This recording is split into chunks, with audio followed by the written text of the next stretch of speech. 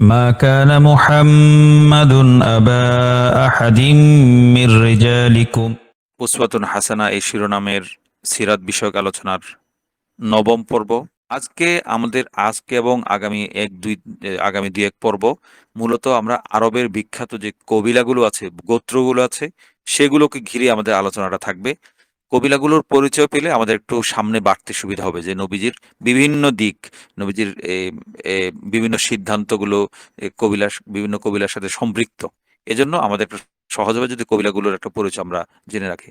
আমরা এই নবম পর্বের প্রস্তুতি স্বরূপ আমরা অষ্টম পর্ব শেষ হওয়ার পরে আমরা এই নবীজি সাল্লাল্লাহু আলাইহি ওয়াসাল্লামের বংশলতিকা দিয়েছিলাম আদনান পর্যন্ত, যে মোহাম্মদ বিন আবদুল্লাহ ইবনে আব্দুল মুত্তালিব ইবনে হাশিম ইবনে আব্দি মানাফ ইবনে কুসাই ইবনে কিলাব ইবনে মুর্রা ইবনে কাব ইবনে লুআই ইবনে গালিব ইবনে ফিহির ইবনে মালিক ইবনে নদর ইবনে কিনানাত ইবনে খুজাইমাত ইবনে মুদরিকাত ইবনে ইলিয়াস ইবনে মুদার ইবনে নদর ইবনে মাহাদ ইবনে আদনান পর্যন্ত।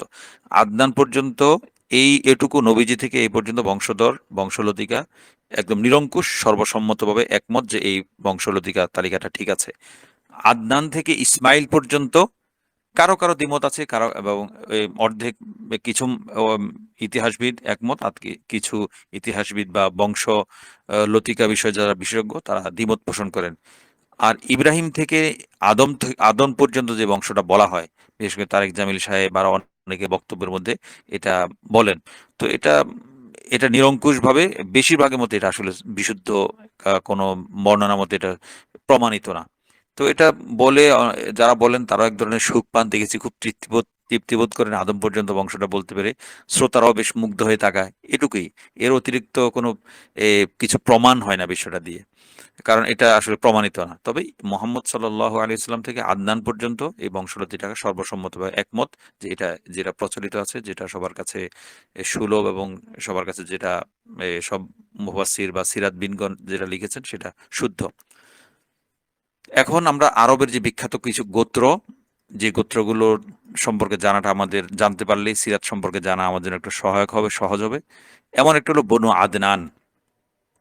আদনান মানে আমরা চিনেছি তো, ইব্রাহিম আলাইহিস সালামের যে বংশ থেকে, যার যে অধস্তন থেকে নবীজি পর্যন্ত যার বংশধারাটা সত্য, সঠিক বা প্রমাণিত। ইব্রাহিম আলাইহিস সালাম ইসমাঈল ইসলামের বংশধর একজন ছিলেন আদনান, যার পর্যন্ত নবীজির বংশ গিয়ে ঠেকে। আদনানের উপরে ইসমাইল পর্যন্ত বংশধরদের সঠিক তালিকাটা সর্বসম্মত বা বিশুদ্ধভাবে পাওয়া যায় না। যেটা বলা হয় সেটা ওলামায়ে কেরাম বলেন, তবে সেটা একদম অকাট্যভাবে প্রমাণিত না। অকাট্যভাবে প্রমাণিত হলো নবীজি থেকে নিয়ে আদনান পর্যন্ত। এই যে আদনান, ইনি হলেন ইব্রাহিম আলাইহিস সালাম এবং ইসমাইল আলাইহিস সালামের বংশধর। তার বংশধর যারা ছিলেন তারা হেজাজ এবং নজদ, যে দুটি এলাকা, এই দুটি এলাকার আশেপাশে ছড়িয়ে ছিটিয়ে বাস করত। আদনানের একজন ছেলে ছিল মাআদ।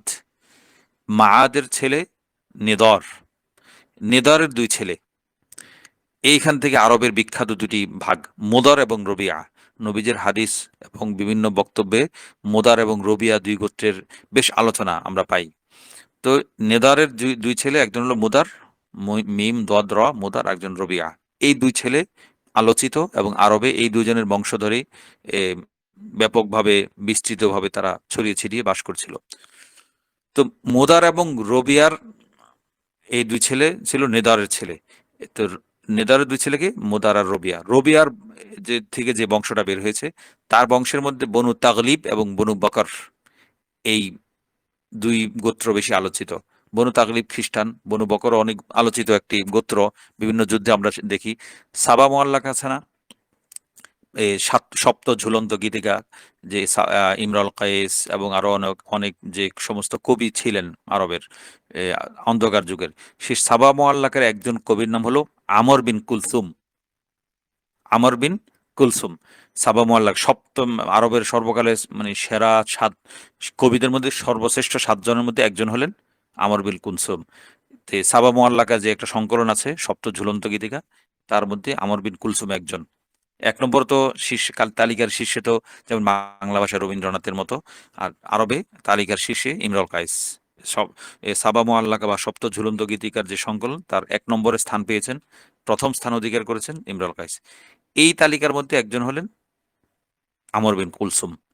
তার সাবা মোয়াল্লাকা, তার যে কবিতাগুলো ছিল খুবই সুন্দর। যেমন প্রথম লাইনটা এমন, তার যে দীর্ঘ কবিতার, আলা হুব্বি বিসহনিকি ফাসবাহিনা ওয়ালা তুবকি খুমুরাল আনজারিনা। বিষয়টা এমন, তাদের কবিতাগুলোতে এমনই, মদ, প্রেম, ঘোড়া, ওট ইত্যাদি। এখানেও সেটাই। আলা, আমর বিন কুলসুম তার প্রেমিকাকে বলছেন, আলা শোনো, হুব্বি তুমি জেগে ওঠো, ঘুম থেকে জেগে ওঠো, বিসহনিকি, এবং তুমি তোমার যে পেয়ালা আছে, শরাবের পেয়ালা, সেটা নিয়ে আমাকে তুমি শরাব পান করাও, এবং এমন ভাবে পান করাও তোমার পাত্রে আর কোনো পান আর মদ, শরাব বাকি রেখো না। এটা বলে এভাবে তার কবিতা শুরু হয়েছে, মুশাহশাহাসান কাআন্নাল হুস্সা ফিহা ইযা মাল মাউ খালাতাহাল সাখিনা। সুন্দর, মানে চমৎকার আলোচনা। চমৎকার বলতে কবিতার আলোকে আর কি, শরীয়তের দৃষ্টিকোণ থেকে না, কাব্যের এবং এ, সাহিত্য রসের আলোকে। এ, তার কবিতাটা সুন্দর। তবে সবচেয়ে সুন্দর হলো ইমরাল কাইস, কিফা নাবকি মিন যিকরা হাবিবিন ওয়া মিনজিলি বিসিকতিল লিওয়া বাইনাদ দাখুলি ফাহাউমালি ফাতুরি ফাল মিকরাদ ওয়া লাম ইয়াফু রাসমুহা লিমা নাসাজাতহা মিন। আমরা ইমরাল কাইসের মোট ৮৭টা লাইন, ৮৭ লাইনের কবিতা। আমরা আমরা পুরোটাই মুখস্থ করার সৌভাগ্য বা দুর্ভাগ্য যাই বলি, সেটা হয়েছে। একটানা আমরা হুজুরকে শুনিয়েছি, নিয়মিত হুজুর আমাদেরকে শোনাতেন ছাত্র জীবনে। তো এটা কোরআন বোঝার ক্ষেত্রে অনেক সময় কাজে লাগে লাইনগুলো। বিভিন্ন ইমরুল কাইস তার সাবা মুআল্লাকের কবিরা শব্দটা কোন অর্থে ব্যবহার করেছেন, যে অর্থে ব্যবহার করেছেন সেই অর্থটা ঠিক কোরআনও ওই ধরনের ব্যবহার করেছেন। যেমন আমরা যে একটা লাইন বললাম, এই কার, আমর বিন কুলসুম, আলা হুব্বি বিসহনিকি ফাসবাহিনা ওয়ালা তুবকিল খুমুরাল আনজারিনা। এখানে একটা আছে না, ফাসবাহিনা, আসবাহা ইউসবিহু, এটা কিন্তু কোরআনে আছে। ফালিক সূরা আনআমের মনে হয় ৯৬ নম্বর আয়াতে, যে ফালিকুল ইসবাহ ওয়া জাআলাল লাইলা ওয়াস সাকানা। ইসবাহ শব্দটা এখানে কবি ব্যবহার করেছেন সকাল অর্থে, প্রভাতের অর্থে। তো এই জন্য সাবা মুআল্লাকা পড়াটাকে, যদিও এখানে অশ্লীলতার দায়ে দুষ্ট এই এই কাব্য গ্রন্থ বা এই কাব্য সংকলনটা, কিন্তু এটা ওই কোরআন যে সময় নাজিল হচ্ছিল সেই সময়কার ভাষা সাবা মুআল্লাকার মধ্যে পাওয়া যায়। তো সাবা মুআল্লাকার মধ্যে কবিরা যেই শব্দটা যে অর্থে ব্যবহার করেছেন, ঠিক ওই হুবহু ওই কাছাকাছি অর্থে কোরআনও ব্যবহৃত হয়েছে। কারণ দুটোর সময়কাল এক, দুটোর সাহিত্য চর্চার যে পরিধি, ক্ষেত্র, স্থান, কালপাত্র এক। এজন্য কোরআন বোঝার ক্ষেত্রে ওলামায়ে কেরাম অশ্লীলতা সত্ত্বেও নির্দিষ্ট পরিসরে, সীমিত পরিসরে সাবা মুআল্লাকার চর্চা করতেন। কারণ এটা চর্চা করলে কোরআনের যে সাহিত্যের যে মান, সে মানের কাছাকাছি একটা, সাহিত্যের মানের কাছাকাছি এত সম্ভব না, মানে ওই সময়কার সমসাময়িক সাহিত্য হলো সাবা মুআল্লাকা। এজন্য কোরআন বোঝার জন্য অনেকে সাবা মুআল্লাকাও সহায়ক গ্রন্থ হিসেবে পড়ে থাকেন। অনেকে আবার যারা কোরআনিস্ট, পাকিস্তানে যে এম, জাভেদ আহমদ গামেদি আছে, তার সহকারী শিষ্য সাঙ্গপাঙ্গ অনেকে আছে, তারা আবার সাবা মোয়াল্লাকে রীতিমতো কোরআনের মতো পূজা করে। কোরআনের মতো পূজা করে বলতে এমন গুরুত্ব দিয়ে সাবা মোয়াল্লাকে পড়তে হবে কোরআন বুঝতে হলে, এটা আবার এক ধরনের বিভ্রান্তি। এতটা গুরুত্ব না দিলেও হয়, কারণ কোরআন বুঝবো আমরা রসুল থেকে, হাদিস থেকে, সাবা মোয়াল্লাকে পড়তে হবে কেন? সাবা মোয়াল্লাকে অত সহায়ক হতে পারে, কিন্তু তাই বলে আমি কোরআন বোঝার জন্য সাবা মোয়াল্লাকে কি পড়তেই হবে? বিষয়টা এমন নয়।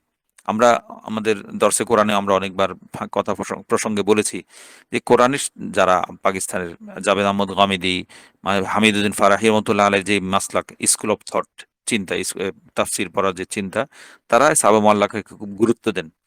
অথচ তাদের কাছে এই বিষয়টা এই এত সহজ একটা বিষয় তাদের সামনে পরিষ্কার না। সেটা হলো, কোরআন নাজিল হয়েছে কার ভাষায়? আজকে আসবে আমাদের এক, যে সমস্ত ভাষায় ভঙ্গিতে নাজিল হয়েছে তার মধ্যে কোরাইশে একটা ভাষা। মূলত কোরাইশের ভাষাটাকে প্রাধান্য দিয়ে কোরআন নাজিল হয়েছে। অথচ এই সাবা মোয়াল্লাকে যে ৭ জন কবি, ৭ জন কবির একজনও কোরাইশ না। কোরাইশ তো না, মানে মক্কার আশেপাশেরও না, তারা সবাই অনেক দূরের, কেউ ইয়ামানের বংশধর, কেউ নাজদের, কেউ হেজাজের, অনেক দূরের, কোরাইশের কেউ না অন্তত। তো এই জন্য তাই কোরাইশের ভাষা বোঝার জন্য, কোরাইশের ভাষা যেহেতু কোরআন নাজিল হয়েছে, তো কোরাইশের কোন ভাষা ব্যবহার করবে, কোন ভাষাটা জানলে আমার কোরআন বুঝতে সহায়ক? নবীজির ভাষা। কারণ নবীজির ভাষাটা হলো কোরাইশের ভাষা। নবীজির সুন্নাহ হলো হুবহু একদম শতভাগ কোরাইশের ভাষা, এবং কোরাইশের ভাষা থেকে আর একটু উন্নত। নবীজি তো বিভিন্ন জায়গার অঞ্চলের ভাষাটাকে সঞ্চয় করে নিজের ভাষাটাকে সমৃদ্ধ করেছেন। এ বনু সাদে ছিলেন, মা হালিমার কাছে শৈশবে, সেখান থেকে তিনি বনু সাদ যে গোত্র, সেই গোত্রের ভাষা এনেছেন। এরপর ছোটবেলা বাল্যকালে তিনি মদিনায় মায়ের সাথে নানার বাড়িতে, বাবার নানার বাড়িতে বেড়াতে গিয়েছিলেন, সেখানে ভাষা দ্বারা সমৃদ্ধ হয়েছেন। এরপর তিনি সিরিয়াতে গিয়েছেন ব্যবসার উদ্দেশ্যে, সেখানে তিনি সমৃদ্ধ হয়েছেন। সব মিলিয়ে একটা নবীজি ভাষার দিক থেকে একটা সমৃদ্ধ একটা অভিজ্ঞতা, একটা যোগ্যতা, একটা শক্তি নিয়ে নবীজি তার হাদিসগুলো বর্ণনা করেছেন। তো তার ভাষা কোরাইশের ভাষার সমস্ত সৌন্দর্য ধারণ করার পাশাপাশি আরবের বিভিন্ন অঞ্চলের যে ইয়া লাহজা, যে ভঙ্গি, শব্দ ইত্যাদি নবীজি সঞ্চয় করেছেন। পাশাপাশি বিভিন্ন অঞ্চলের যে সাহাবায়ে কেরাম এসেছেন, তাদের ভাষা থেকেও নবীজি সমৃদ্ধ হয়েছেন। তো সেই জন্য কোরআন বোঝার জন্য নবীজের হাদিস হলো সর্বশ্রেষ্ঠ এবং সবচেয়ে গুরুত্বপূর্ণ সূত্র মাধ্যম। কিন্তু কোরআনিস্ট যারা, তারা তো কোরআনের বাইরে হাদিস মানে না। তারা এই হাদিসকে পাশ কাটানোর জন্য এই দুষ্টগুলো শয়তানগুলো কি করে, সাবা মোয়াল্লাকা মানে আরবি জাহিলি যুগের আরবি সাহিত্যকে তারা প্রাধান্য দেয়, যাতে এই কোরআন বোঝার জন্য আমরা হাদিসকে সামনে আনতে না পারি। এই হলো তাদের দুষ্ট বুদ্ধি। দুষ্ট বুদ্ধি বলতে তারা দুষ্টুমি করে করেছে এটা বলছি না, কিন্তু তাদের ভিতরে এই বিকৃতিটা ঢুকে গেছে যে কোরআন বোঝার জন্য হাদিসের প্রয়োজন নেই, শরীয়তের জন্য হাদিসের প্রয়োজন নেই। এই হলো তাদের অবস্থা। থাক, আমরা আলোচনা অন্যদিকে চলে যাই। ঘুরে ফিরে আলোচনাটা কোরআনের দিকে চলে যায়, যে আমরা সিরাতে থাকি। তো এই বনু তাগলিব, বনু নিজারের দুই ছেলে মুদার এবং রবিয়া, রবিয়ার বংশে বনু তাগলিব এবং বনু বকর, এই দুইটা খুব বেশি আলোচিত। সাবা মোহাল্লার কাছে আমর বিন কুলসুম, তিনি ছিলেন এই তাগলিবের সন্তান, বনু তাগলিবের সন্তান, মানে খ্রিস্টান বা খ্রিস্টান ধর্মাবলম্বী এই ধরনের ছিল। তার মৃত্যু হয়েছিল 600 খ্রিস্টাব্দে। তো বা এটা মুদারের রবিয়ার যে দুই ছেলে বনু তাগলিব এবং বনু বকর। আমর বিন কুলসুম হলেন কোন বংশের? তাগলিব বংশের। আর রবিয়া যে আরেক ছেলে বকর, এই বকর থেকেও কিন্তু আর একজন একদম গ্র্যান্ড মাস্টার, সাহিত্যের কবি, সেরা একজন কবি জন্ম দিয়েছে। সে হলো তিনিও সাবা মোয়াল্লাকার স্থান পাওয়ার এক কবি, যেমন হারিস বিন হিল্লাজা। হারিসুবনু হিল্লাজা ইনিও সাবা মোয়াল্লাকার 7 জনের একজন কবি। এই দুই গোত্রেই, তাগলিব এবং বনু বকর গোত্রে, সাহিত্যের দুই দিকপালকে জন্ম দিয়েছে। কোরাইশের থেকে কিন্তু সাবা মোয়াল্লাকার কেউ জন্ম নেয়নি, বা কোরাইশের কোনো কবি সাবা মোয়াল্লাকার স্থান পায়নি। যাক, সেটা ভিন্ন আলোচনা। তারপরেও কোরাইশের ভাষাতে আল্লাহ তাআলা কোরআন নাজিল করেছেন। তো বনু বকর এবং বনু তাগলিব, যে দুই চাচাতো ভাই, চাচাতো বংশধর আর কি, রবিয়ার দুই ছেলে, এই তাগলিবের মধ্যে একটা বিখ্যাত যুদ্ধ হয়েছিল, যেটাকে আমরা আরবি ভাষার প্রাচীন জাহেলি যুগের ইতিহাস পড়তে গেলে আমরা যেটা শুনি, হারবুল বাসুসের যুদ্ধ। এই যুদ্ধটা সংঘটিত হয়েছে কোন কোন কোন গোত্রের মধ্যে? বনু বকর এবং বনু তাগলিবের মধ্যে।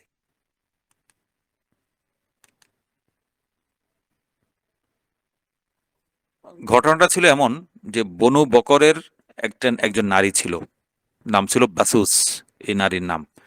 সে নারীর একটা ওট ছিল। এই ওটনিটা, নারী তো অনেকগুলো ওট, আর নারীর একটি ওটনি এ চড়তে চড়তে, ঘাস খেতে খেতে বা কিছু খেতে খেতে কোথায় গিয়ে ঢুকেছে? বনু তাগলিবের সর্দার ছিল তখনকার কোলাইব। এই কোলাইবের যে নিজস্ব ব্যক্তিগত প্রাইভেট চারণ ক্ষেত্র ছিল, সে প্রাইভেট চারণ ক্ষেত্রে চড়তে চড়তে গিয়ে চারণ ক্ষেত্রে গিয়ে খানা বা ঘাস খেতে শুরু করেছিল বনু বকরের বাসুস নামী নারীর ওটনি। তখন কোলাইব করলো কি, বনু বকর এবং চাচাতো ভাইদের মধ্যে যেমন একটা সংঘর্ষ, একটা বিরোধ থাকে, তো বনু বকরের সাথে বনু তাগলিব, তাদের চাচাতো বংশের দ্বন্দ্ব লেগেছিল। তো বনু এ, এ, বনু তাগলিবের সর্দার কোলাইব যখন দেখলো যে বনু বকরের একটা উটনি তার চারণ ক্ষেত্রে এসে ঢুকেছে, সে কি করলো? তীর মেরে সে উটনিটাকে হত্যা করেছিল। হত্যা করার পরে তখন বাসুস যে নারী, সে তো খেপে গেল, তার ওট তার প্রতিপক্ষ, তার শত্রু গোত্রর নেতা মেরে ফেলেছে। তখন বাসুস কি করলো? তার ভাতিজা একজন ছিল, তার ভাতিজা নাম ছিল জাসাসকে ডাকলো, ডাকে বলল যে, ভাতিজা, এ, আমি তোমার ফুফি, আমার উটনি ওই তোমার শত্রু বংশের নেতা কোলায় মেরে ফেলেছে, এটা কেমন কথা? একটা আমার উটনিকে সে মারার হিম্মত বা সাহস পেলো কোথায়? তো জাসাস ফুফির কথা খুব উত্তেজিত হয়ে গিয়ে কি করলো? সে গিয়ে তার প্রতিপক্ষের গোত্র কোলাইব, বনু তাগলিবের নেতা কোলাইবকে হত্যা করেছে। এই হত্যা করার পর থেকে দুই গোত্রের মধ্যে, বনু বকর এবং বনু তাগলিবের মধ্যে দীর্ঘ যুদ্ধের সূত্রপাত হয়েছিল। এবং এইভাবে চলতে চলতে চলতে সেটা 525 খ্রিস্টাব্দে নবীজি 570 বা 71 খ্রিস্টাব্দে নবীজির জন্ম। তো 525 খ্রিস্টাব্দে হীরা নামক ইয়ামান একটা শহর, বা সেই একটা শহর, এই শহরের বাদশার মধ্যস্থতায় বনু তাগলিব এবং বনু বকরের যুদ্ধ বন্ধ হয়েছিল। এরপর আবার থেকে কিছুদিন পর আবার যুদ্ধ হয়েছে, আবার থেমেছে। এই ছিল বনু বকর এবং বনু তাগলিবের দীর্ঘ বাসুস যুদ্ধের, আল হারবুল বাসুস, বাসুস যুদ্ধের সংক্ষিপ্ত পরিচিতি। এই হলো বিখ্যাত একটি গোত্র বনু আদনানের বংশের বনু তাগলিব, মুদার এবং রবিয়া, এবং রবিয়া গোত্রের বনু তাগলিব এবং বকরের সংক্ষিপ্ত আলোচনা। এরপর আরবের আরেকটা গোত্র ছিল হাওয়াজিন, যাদেরকে কাইস কফ ইয়াসিন কাইসে আইলান বলা হয়, হাওয়াজিন গোত্র। তো আমরা আগে বললাম না মুদার এবং রবিয়া, মুদার রবিয়া কার ছেলে? নিদারের দুই ছেলে মুদার এবং রবিয়া। আমরা আগে রবিয়া গোত্রের কথা বলেছি। এখন আরেকটি ছেলে ছিল মুদার। তো মুদার গোত্রের মধ্যে, মুদার যে বংশধর, তাদের মধ্যে কাইস আইলান এই ব্যক্তিটা বেশি পরিচিত ব্যক্তিত্ব ছিল মুদার গোত্রের মধ্যে। তাও এবং হাওয়াজিন, কাইসে আইলানের পরবর্তী বংশধরদের মধ্যে যারা বিখ্যাত হয়েছে তাদের মধ্যে একটা হাওয়াজিন, তার বংশের মধ্যে হাওয়াজিন গোত্রটা অন্যান্য শাখা থেকে বেশি পরিচিতি লাভ করেছিল। এই কাইসে আইলান যারা, যে কাইসে আইলানের যে বংশধর, এই বংশধররা বাস করতো কোথায়? তায়েফ এবং তার আশেপাশে। মক্কা এবং তায়েফের মধ্যে একটা যুদ্ধ হয়েছিল, যেটাকে বলে হারবুল ফিজার। এটাও বিখ্যাত যুদ্ধ। এই এই বিখ্যাত যুদ্ধে কিন্তু নবীজি অংশগ্রহণ করেছিলেন। এই যুদ্ধের একদিকে ছিল হাওয়াজিন গোত্র। হাওয়াজিন কারা? হাওয়াজিন হলো কাইসা আইলানের বংশধর। যে কাইসা আইলান কার বংশধর? মুদারের বংশধর। মুদার কার বংশ? মুদার হলো ওই আদনানের ছেলে নিদারের ছেলে মুদার এবং রবিয়া নিদারের ছেলে। তো এই যুদ্ধ হারবুল ফিজার হয়েছিল কাদের মধ্যে? মক্কা এবং তায়েফের মধ্যে। তো এই ফিজার যুদ্ধের একদিকে ছিল কারা? হাওয়াজিন গোত্র, আর একদিকে ছিল বনু কিনানা। নবীজির একটা বংশধর উপর দিকে একজন ব্যক্তি ছিল কিনানা। কিনানা মানে কোরাইশ।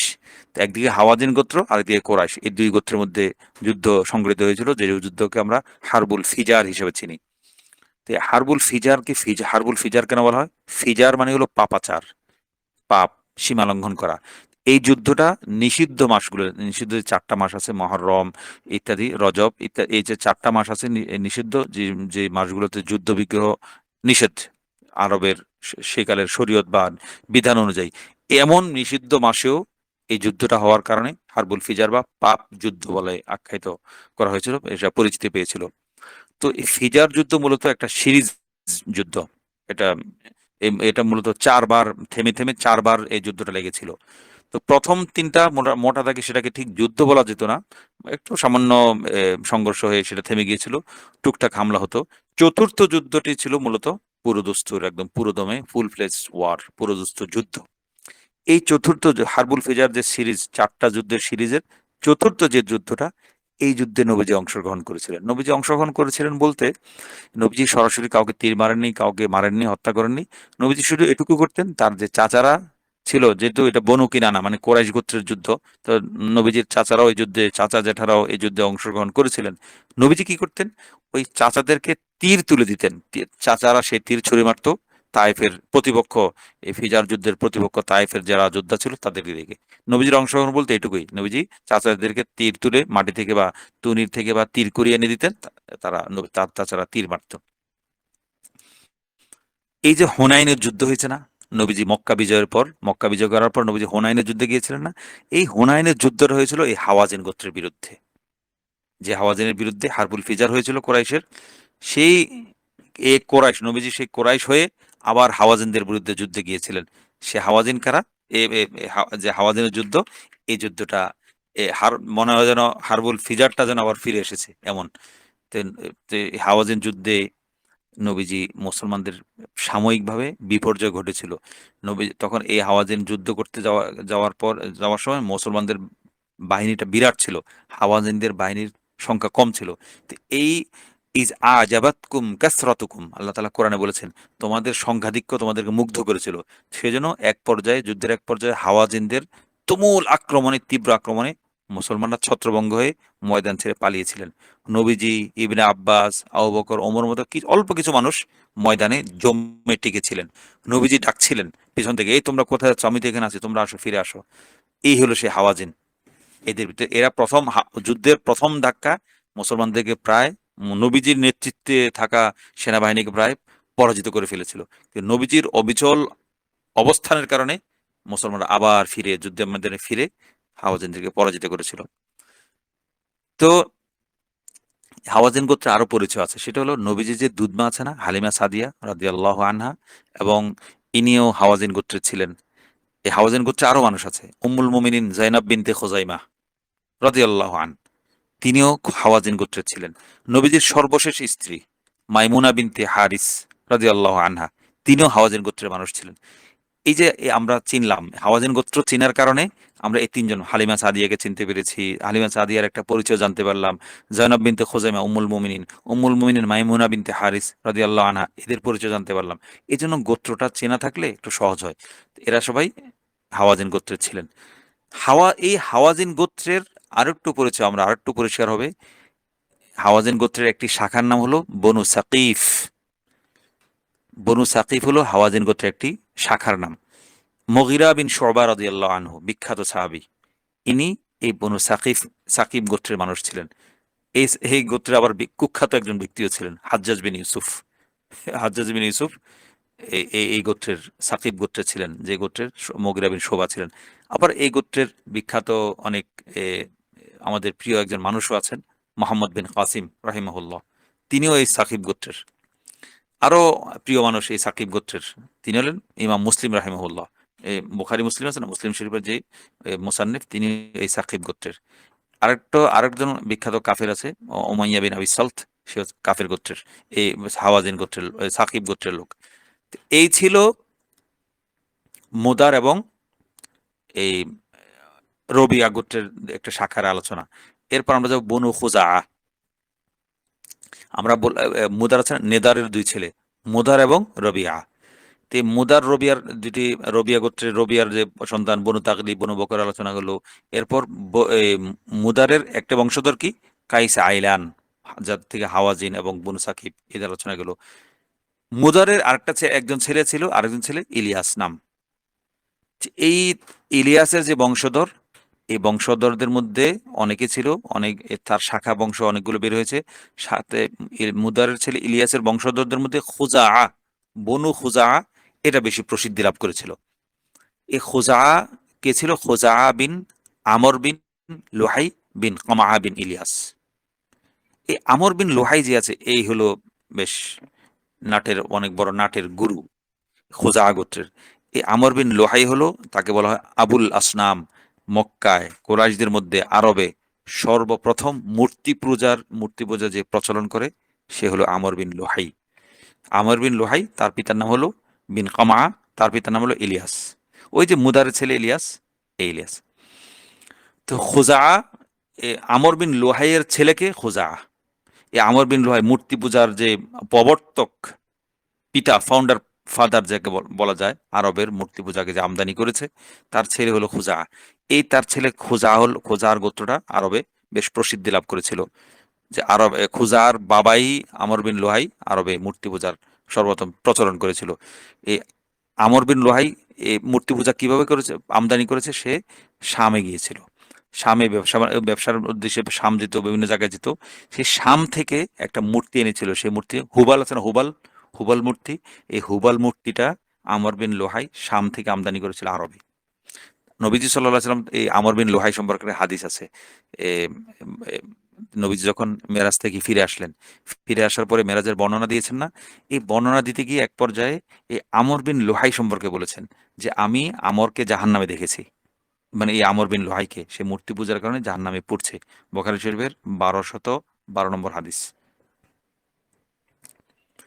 এই খোজা যে ছিল আমর বিন লোহাইয়ের ছেলে, এই খোজা কিন্তু অনেক কাবিল লোক, অনেক কামেল আদমি।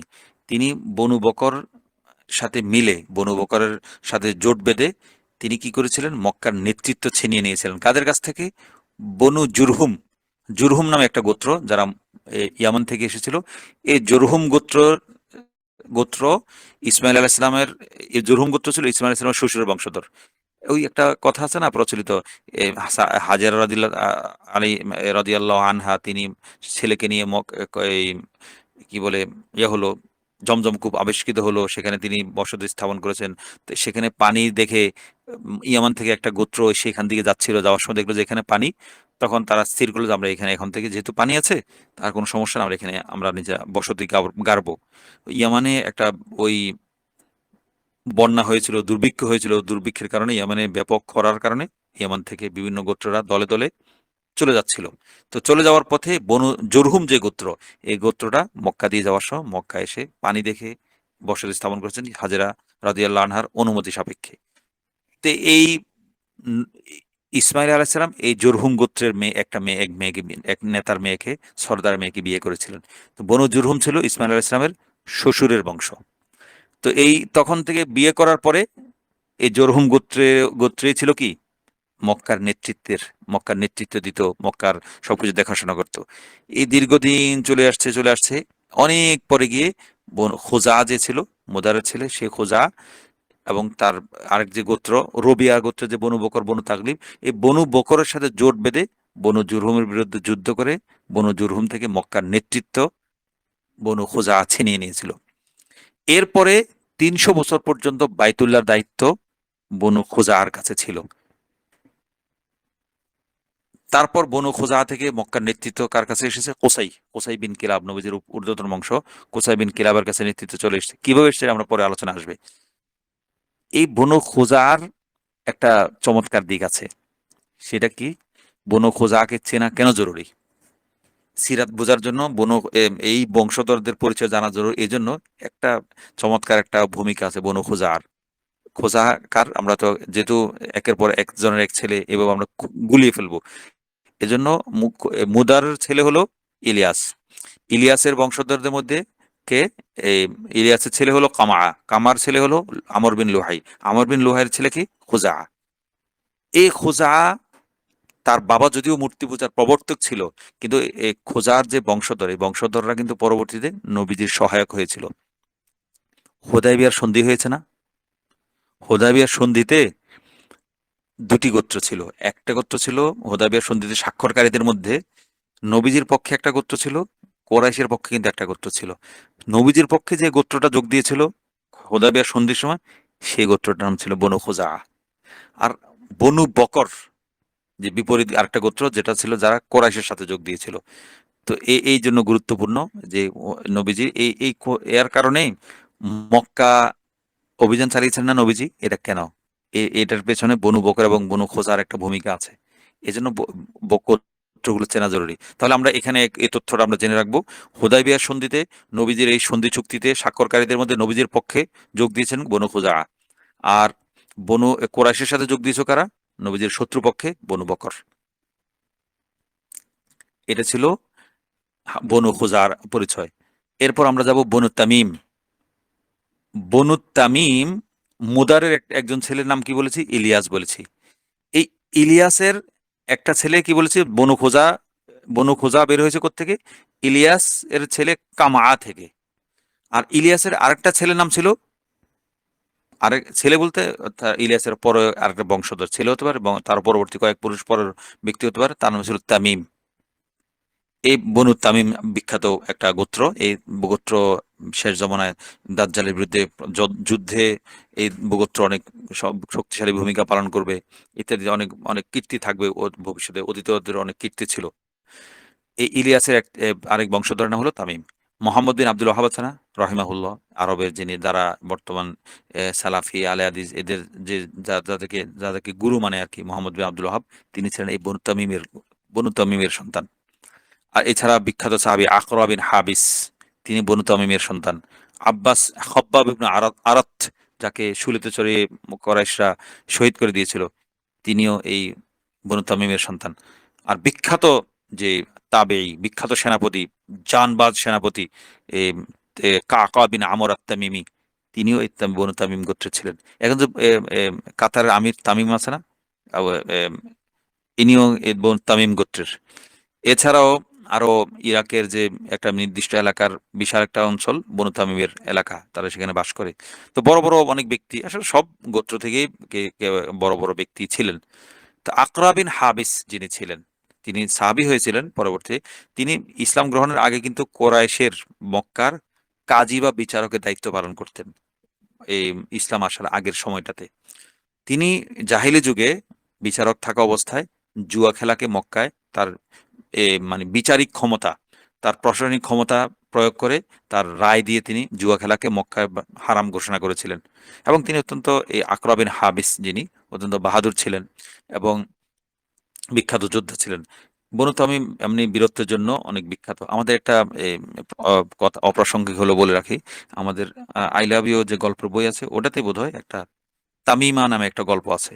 এই তামিমা এখানে বনু তামিমের একজন মেয়েকে নিয়ে গল্পটা।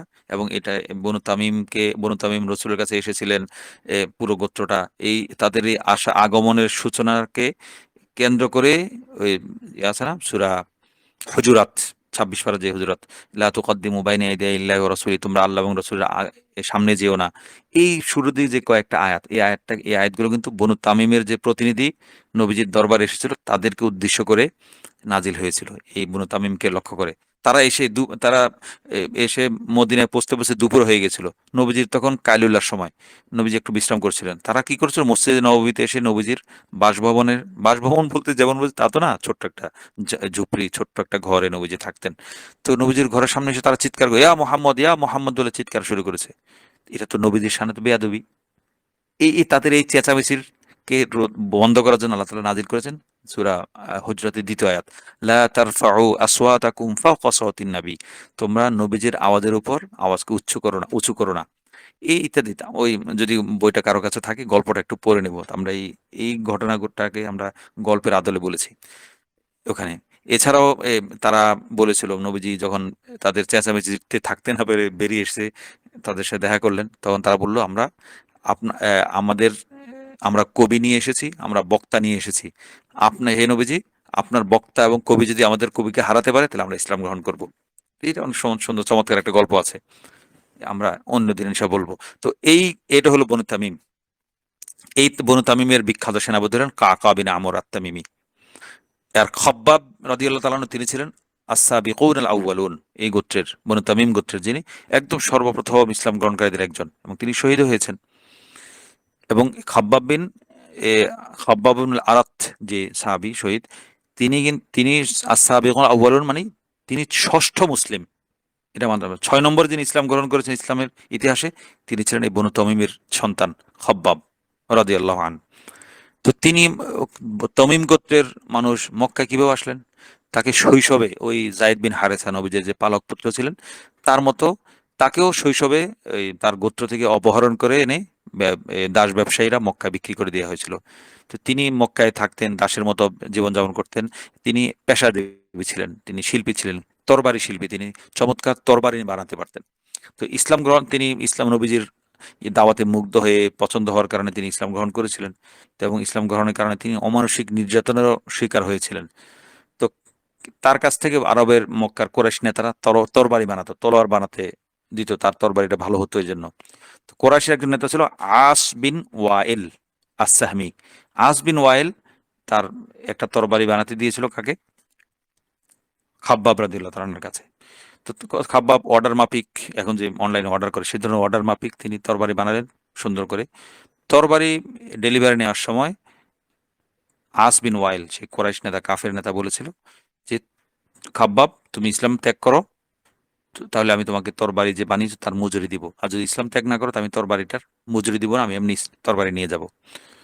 তো খাব্বাব রাদিয়াল্লাহু তাআলা আনহু তার জবাবে বললেন, ইসলাম আমি কিয়ামত পর্যন্ত ইসলাম আমি ত্যাগ করব না। তখন আজ বলল, তাহলে ঠিক আছে, তুই কিয়ামতের দিন আমার কাছ থেকে টাকা নিস। এটা খাব্বাব রাদিয়াল্লাহু তাআলার জবাবে, তার বক্তব্যের জবাবে সেটা বলেছে, ঠিক আছে তুই কিয়ামতের দিন আমার কাছ থেকে টাকা নিবি। এটা আজ বিন ওয়াইল বলেছে। তো কারো কারো বর্ণনার মতে এই আজ বিন ওয়াইল যে উদ্ধত্ত করে কথাটা বলল, তার কথার প্রেক্ষিতে খাব্বাব বিন আরাত রাদিয়াল্লাহু কথার প্রেক্ষিতে সূরা মারিয়ামের ৭৭ নম্বর আয়াতটা নাজিল হয়েছে। আফারাআইতা আল্লাযী কাফারা বিআয়াতিনা ওয়া ক্বালা লা উতায়ান্না মালা ওয়া ওয়ালাদা। নবীজি আপনি কি দেখেছেন ওই ব্যক্তিকে যে আমার আয়াতসমূহকে অস্বীকার করেছে, আমার আয়াতসমূহের সাথে কুফরি করেছে, এবং সে বলে গর্ব করে যে আমাকে সম্পদ এবং সন্তান দেয়া হবে, এবং আমি এটা দিয়ে এই করব সেই করব। এই প্রেক্ষিতে এই আয়াতটা নাজিল হয়েছে বলে কারো কারো বক্তব্য বা মত। এবং আমরা তো একটু আগে বলেছি বনু তামিমের সম্পর্কে সূরা হুজুরাতের শুরুর দিকে আয়াতগুলো নাজিল হয়েছিল। তারা ইসলাম গ্রহণের আগে নবীজির সাথে তাদের আচরণটা ঠিক মানে সৌজন্যমূলক ছিল না, বেয়াদবি, অনেকটা বেয়াদবিমূলক হয়ে গেছিল। আল্লাহ তাআলা সূরা এই হুজরাত নাজিল করে তাদেরকে সতর্ক করেছেন, এবং তাদের আচরণটা নবীজিকে তারা এমনভাবে ডাকাডাকি করেছিল যে তাদেরকে এ, তাদের সম্পর্কে আল্লাহ তাআলা আয়াত নাজিল করেছিলেন, ইন্নাল্লাযীনা ইউনাদুনাকা মিন ওয়ারাইল হুজুরাত। হে নবীজি, আপনি কামরায় বিশ্রাম করছেন, এমন অবস্থা কামরার বাহির থেকে আপনাকে যারা ইয়া মুহাম্মদ ইয়া মুহাম্মদ বলে ডাকে, আকসারুহুম লা ইয়াকিলুন, তাদের অধিকাংশ কি তারা বোঝে না, উপলব্ধি করে না, তাদের জ্ঞান নেই। এটা ইসলাম গ্রহণের আগের কথা। ইসলাম গ্রহণ করার পর তো তারা খুবই সত্যিকার খাঁটি বিশুদ্ধ মুসলমান হয়ে গেছিলেন, এবং তারা যখন ইসলাম গ্রহণ করে বিদায় নিচ্ছিলেন, নবীজি তাদেরকে ব্যাপক পরিমাণে হাদিয়া দিয়েছিলেন। তারা খুব খুশি হয়ে গেছিল হাদিয়া পেয়ে। তো কোরআন যে নাজিল হয়েছে, কোরআন নাজিল হয়েছে মোটামুটি কয়েকটা নাজিল হওয়ার সময় যে কয়েকটা গোত্রের ভাষার প্রতি, ভাষা মানে অ্যাকসেন্ট, লাহাজা, যেমন আমাদের দেশে নোয়াখালীর অ্যাকসেন্ট আছে, সিলেটের অ্যাকসেন্ট আছে, চট্টগ্রামের অ্যাকসেন্ট আছে, কুমিল্লার অ্যাকসেন্ট আছে, বিভিন্ন অ্যাকসেন্ট আছে না? এই অ্যাকসেন্ট ভঙ্গি, যে ভাষা ভঙ্গিতে নাজিল হয়েছে, এমন যে গোত্র কোরআন নাজিল হওয়ার সময় যে সব গোত্রের অ্যাকসেন্টের প্রতি লক্ষ্য রাখা হয়েছিল, তার মধ্যে একটা কোরাইশ গোত্র, বনু হুজাইল, হুজাইল গোত্র, বনু তামিম, তামিম গোত্র, আজদ গোত্র, রাবিয়া গোত্র, হাওয়াজিন গোত্র, সাদ বিন বকর। এই গোত্রগুলোর ভাষার দিকে, অ্যাকসেন্টের দিকে লক্ষ্য করে তাদের অনুকূল করে কোরআন নাজিল করা হয়েছিল। এই গোত্রগুলোর নামটা জানা থাকা জরুরি: কোরাইশ, হুজাইল, তামিম, আজদ, রবিআ, হাওয়াজিন, সাদ বিন বকর। এই গোত্রগুলোর ভাষা। তো বনু তামিম আসার পর যে এই বনু তামিম নিজেদের ভাষা, কোরাইশ যেমন নিজেদের ভাষা, নিজেদের সাহিত্য নিয়ে খুব গর্ববোধ করত, বনু তামিমও তাই করত। এই জন্য বনু তামিম মক্কা এই ইয়ার সময়, এই নবীজির কাছে আসার সময় তারা কবি নিয়ে এসেছে, এবং কে নিয়ে এসেছে? ওই তাদের খতিব, বক্তা নিয়ে এসেছে প্রতিযোগিতা করার জন্য। তো নবীজি, তারা দাবি করেছে যে মুসলমান কবি এবং বক্তা যদি জয়ী হলে, তাহলে আমাদের কবি, আমাদের বক্তা পরাজিত হলে আমরা ঈমান আনবো। তো তাদের এই কর্মপন্থা, এই ধরনের বাগাড়ম্বর সাহিত্য নিয়ে বাড়াবাড়ি নবীজির পছন্দ হয়নি বিষয়টা।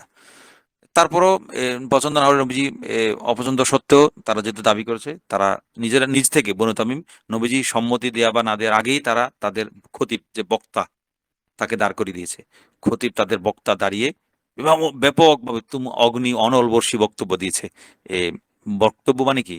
বক্তব্য মানে বনু তামিম এই, বনু তামিম সেই, বনু তামিম এভাবে করে, বনু তামিম সেভাবে করে, মানে বনু তামিমের কীর্তিকা সে যুগে যেমনটা বলতো আর কি। যেমন দলীয় সমাবেশ হয় না, দলীয় সমাবেশে অধিকাংশই দলের নেত্রী, সভানেত্রী, চেয়ারপারসনের বক্তব্য, গুণগান, এই কীর্তি, এগুলো বলেই বক্তব্যের পুরো বেশিরভাগ সময় ব্যয় করে বক্তারা বর্তমানে। বনু তামিমের সে খতিব দাঁড়িয়েও বনু তামিমের কি করে না করে, তাদের কি শ্রেষ্ঠত্ব, কি গৌরব, এগুলো বলেছে। তখন খতিব বনু তামিমের কীর্তি গাথা, গৌরব গাথা বলার পর বসলো। তো নবীজি কি করলেন? তখন সাবিত বিন কাইস আনসারী, এই বনু তামিমের খতিবের বিরুদ্ধে তার জবাবি বক্তব্য দেওয়ার জন্য নবীজি আদেশ করলেন কাকে? সাবিত বিন কাইস আল আনসারী, আনসারী সাহাবিকে রাদিয়াল্লাহু আনহুকে বললেন, তুমি জবাবি বক্তব্য দাও। যে সাবিত বিন কাইস আনসারী বনু তামিমের বক্তব্য, কবির খতিবের বক্তার বিরুদ্ধে জবাবি বক্তব্য এক জ্বালাময়ী ভাষণ দিলেন, ইসলামেরকে সামনে রেখে, তাওহীদকে সামনে রেখে। এই পর্ব শেষ, বক্তব্য পর্ব শেষ। এরপর আসলো কবিতা পর্ব। বনু তামিম তাদের কবিকে দাঁড় করে দিয়েছিল যে তুমি আমাদের সম্পর্কে কবিতা পাঠ করো। তো বনু তামিমের কবিতা পাঠ শেষ হলো। এরপর নবীজি তার পক্ষ থেকে, ইসলামের পক্ষ থেকে দাঁড় করালেন কাকে? হাসান বিন সাবিত রাদিয়াল্লাহু তাআলা আনহুকে। তিনি হাসান বিন সাবিতকে দাঁড় করে বলেন, তুমি তাদের কবিতার জবাব দাও। তখন প্রতিযোগিতা পর্ব শেষ, এখন বিচারের পালা। তো বিচার, নবীজি মতামত দেওয়ার আগেই যে বনু তামিমের যে প্রতিনিধি দল এসেছিল, তাদের নেতা ছিল আকরা বিন হাবিস। এই আকরা বিন হাবিস দাঁড়িয়ে বললেন, হে মুসলমানরা, তোমাদের খতিব আমাদের খতিবের চেয়ে শ্রেষ্ঠ, তোমাদের কবি আমাদের কবির চেয়ে শ্রেষ্ঠ, আমরা ইসলাম গ্রহণ করতে রাজি। এই হলো তারা ইসলাম গ্রহণ করে নিয়েছে। এরপরে আমরা যাব হুজাইল। এই যে ওই যে সমস্ত গোত্রের ভাষা বা লাহাজাতে অ্যাকসেন্টে কোরআন নাজিল হয়েছে তাদের মধ্যে একটা গোত্রের নাম কি? হোজাইল গোত্র। আমরা হোজাইল গোত্রের সংক্ষিপ্ত পরিচিতি যাচ্ছি। ইলিয়াস যে একটা আছে, একজন নবীজির পূর্বপুরুষ যে ইলিয়াস ছিল, ইলিয়াসের একজন ছেলের নাম হলো মুদ্রিকা। নবীজির বংশধরদের মধ্যে মুদ্রিকার নামও আসে, আমরা দেখব। এই মুদ্রিকার বংশধরদের মধ্যে বিখ্যাত হয়েছিল বনু হুজাইল। তার বংশধর অনেকেই ছিল, কিন্তু তার বংশের মধ্যে বনু হুজাইল যারা যে গোত্র, তারা বেশি প্রসিদ্ধি অর্জন করেছিল। এবং এই বনু হুজাইল তাদের ভাষাগত বিশুদ্ধতা, ভাষাগত একদম উৎকর্ষটা নিয়ে তারা পুরো আরবে বনু তামিমের মতোই তারাও ভাষার দিক থেকে বিশুদ্ধ ভাষা, বিশুদ্ধ ভাষী হিসেবে পরিচিত ছিল, খ্যাতি ছিল। ইমাম শাফিঈ রহমতুল্লাহ আলাই এবং ইমাম আসমাঈ, ইমাম আসমাঈ মানে আরবি ভাষার একজন ইমাম, সাহিত্যের ইমাম আর কি। এই দুইজন, ইমাম শাফিও ভাষা শেখার জন্য কোথায় যেতেন? এই বনু হুজাইল গোত্রে গিয়ে মাঝে মাঝে সময় লাগাতেন, যে এই ভাষা, এই গোত্রে গেলে ভাষা শেখা যাবে। এই যে আমাদের দেশে একটা প্রচলিত আছে না, নদিয়া, গৌড়, এই এই এলাকাগুলোতে সব ভাষাটা শুদ্ধ, ওখানে ওখানে গেলে আমরা ভাষা শুদ্ধ করতে পারবো। ঠিক তদ্রূপ আরবে এমন প্রসিদ্ধ ছিল যে আমি যদি বনু হুজাইলে গিয়ে গিয়ে কিছুদিন থাকি, তাহলে আমার ভাষা শুদ্ধ হবে, আমি ওখানে শুদ্ধ ভাষা শিখতে পারবো। এই উদ্দেশ্যে ইমাম শাফি রহমতুল্লাহ আলাইহি এই গোত্রের মাঝে মধ্যে গিয়ে থাকতেন, এবং ইমাম আসমাঈ রহমতুল্লাহ আলাইহি এই গোত্রে গিয়ে থাকতেন, যাতে তাদের ভাষাটা শুদ্ধ হয়। এই গোত্রের বিখ্যাত একজন সাহাবী ছিলেন, এবং এই গোত্রের সন্তান, যাকে যে সাহাবীর যে সাহাবীর আদর্শের উপর হানাফি মাযহাব দাঁড়িয়ে আছে, তিনি হলেন আব্দুল্লাহ বিন মাসউদ রাদিয়াল্লাহু তাআলা আনহু। তিনিও হুজাইল গোত্রের তিনি হুজাইলি ছিলেন। তার হোজাইল বংশের তিনি এক শ্রেষ্ঠ সন্তানদের অন্যতম। আব্দুল্লাহ ইবনে মাসউদের এ, তিনি তো কুফায় বাস করতেন। সেই কুফাতে ইমাম আজম কুফার অধিবাসী ছিলেন।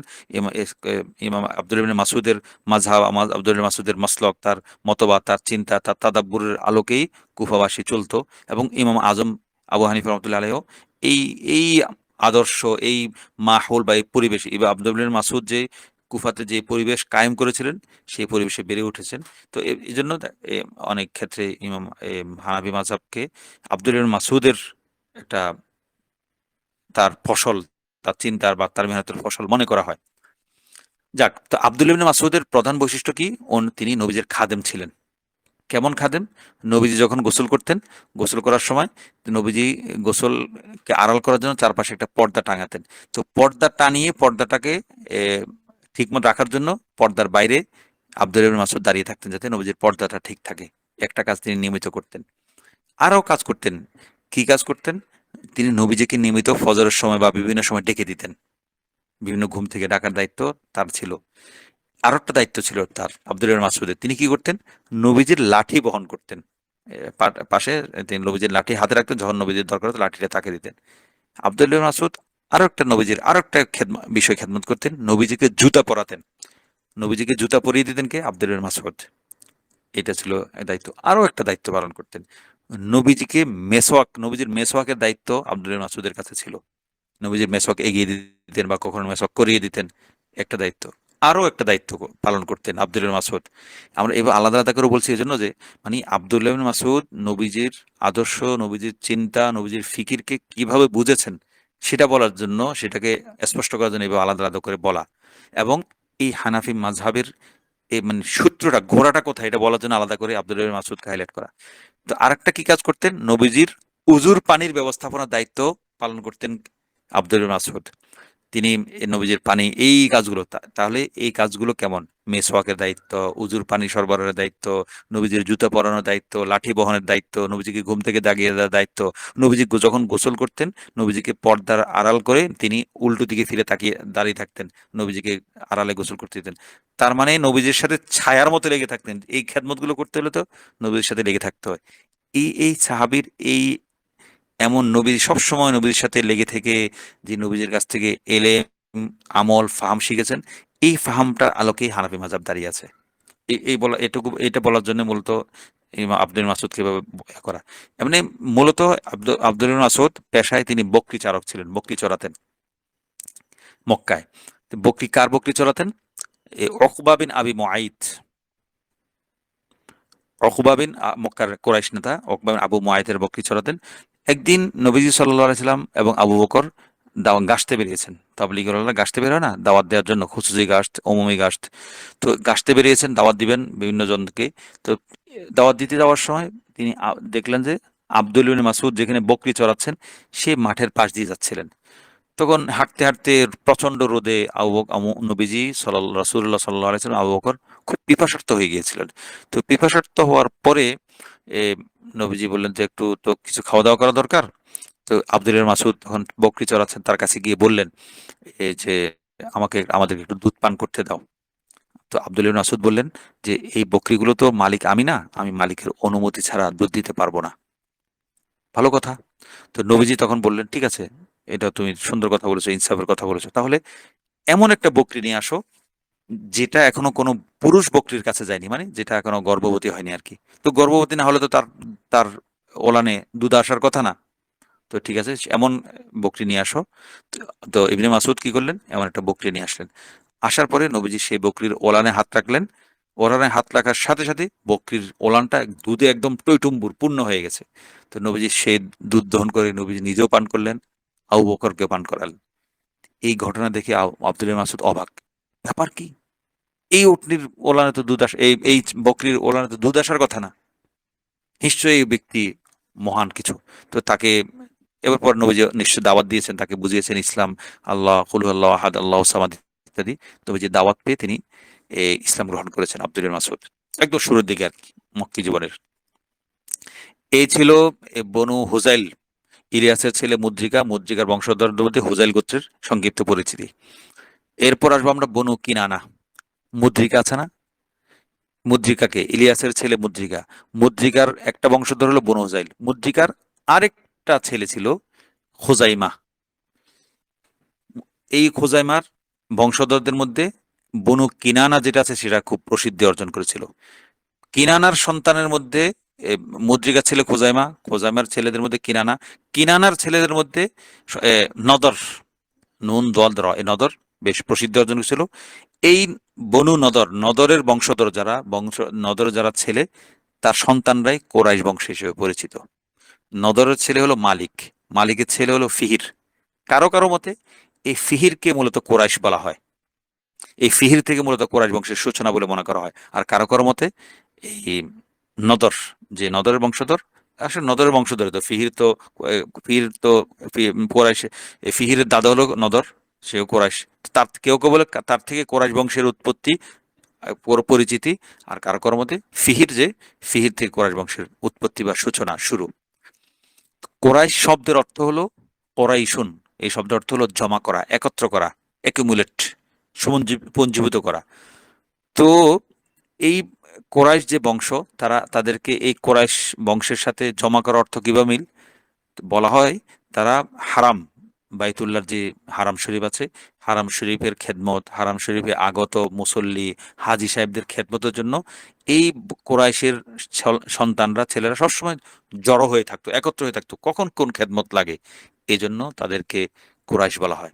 নবীজি সাল্লাল্লাহু আলাইহি সাল্লাম বলেছেন, ইন্নাল্লাহ আস্তাফা কিনানাতা, আল্লাহ তাআলা বনু কেনানা বংশ, কেনানাকে বাছাই করেছেন মিন ওয়ালাদি ইসমাইলা, ইসমাইলের সন্তানদের থেকে কিনানা যে আছে, কিনানাকে আল্লাহ তাআলা বাছাই করেছেন। আর ওয়াস্তফা কোরাইশান মিন কিনানা, কিনানার বংশধরদের থেকে কোরাইশকে আল্লাহ তাআলা কি করেছেন, বাছাই করেছেন।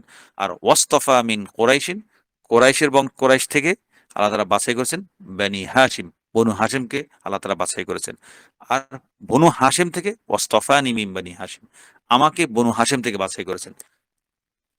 তার মানে একদম ইসমাইলের বংশধর থেকে নিয়ে বাছাই পর্ব চলছে, বাছাই পর্ব চলতে চলতে কেনানাকে বাছাই করেছেন, এরপর কেনানা থেকে কোরাইশকে বাছাই করেছেন, কোরাইশ থেকে এ, এ, এরপর বনু হাশিমকে বাছাই করেছেন, বনু হাশিম থেকে একদম বাছাই করে নবীজিকে আল্লাহ তাআলা নবুয়ত দিয়েছেন। বাছাই পর্ব, দীর্ঘদিনের বাছাই পর্ব শেষে সর্বশেষ নবীজি টিকেছেন, টিকেছেন বলতে আল্লাহ তাআলা নবীজিকে টিকিয়েছেন। এই ছিল বনু কিনানা গোত্র। এরপর আমরা আসবো বনু বকর। এই বনু বকর হলো বনু কিনানার একটা শাখা। বনু কিনানার শাখায় যে, যে বনু বকরটা ওই হুদায়বিয়া সন্ধির সময় কোরাইশের সাথে ছিল। আর নবীজির সাথে ছিল কারা? হুজাইল। এই